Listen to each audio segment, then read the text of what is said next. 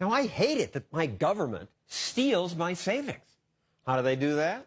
Well, I put some of these guys in the bank.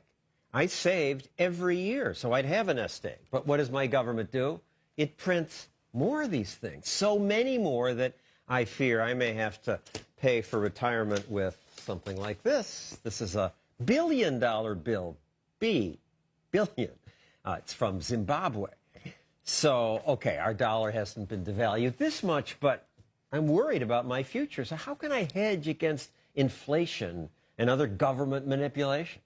Well, one thing I did was to buy Bitcoins. What are they?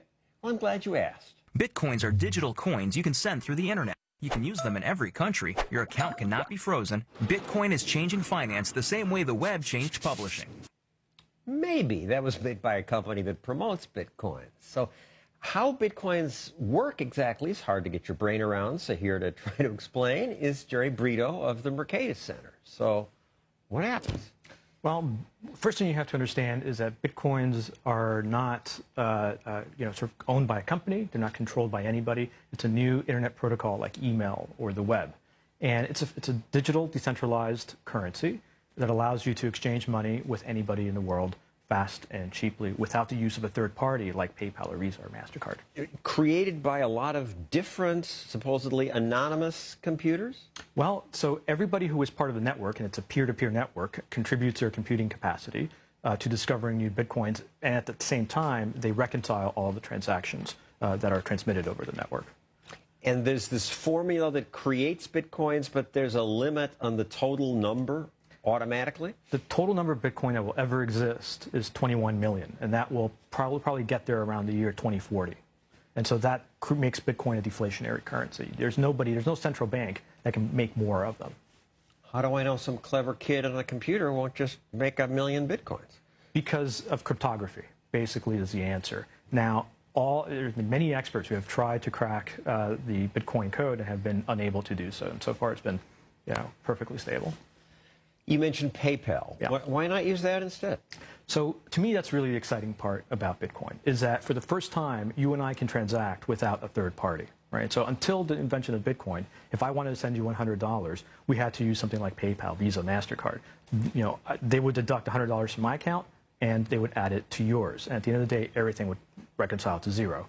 Bitcoin allows you and me to transact with nobody between us. Why would we do that?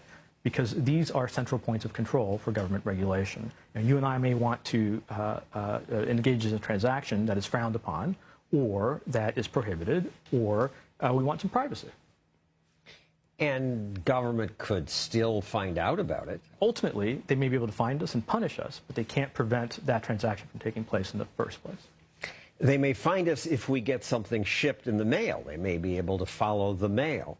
And there's this website Silk Road where people are buying illegal things, drugs. That's right. Silk Road is a dark web website, so it's protected by encryption. Nobody knows where it is. It's been running for about 2 years, kind of with impunity. It's estimated that they make about $20 million in sales a year, and you can buy just about anything on Silk Road using Bitcoin. They won't sell guns. They won't sell guns. They won't sell anything that harms anybody, right? So they won't sell child pornography. They won't sell guns. They won't sell anything of that nature.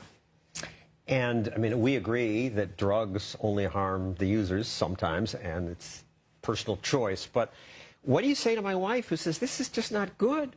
One reason we have government is to protect people from this kind of stuff. That's why we have laws. Right, and I think that law enforcement is right now looking at going after Silk Road and going after these companies, and they probably will be successful, in my opinion, because as I mentioned earlier, Bitcoin is not completely anonymous. But you have to understand that criminals can use cash to accomplish the same things, and actually, Silk Road is a drop in the bucket of the total global drug trade. What you have to keep in mind is that there are some things that are illegal or frowned upon that we do want to allow people to engage in. And Bitcoin, like? Well, if you wanted to go get a mental health screening, you didn't want your employer to know or your spouse to know, you could use something like Bitcoin to do that anonymously. If you wanted to contribute to WikiLeaks, after Cablegate, if you wanted to make a contribution to WikiLeaks as an American, you couldn't do that because PayPal, MasterCard, Bank of America,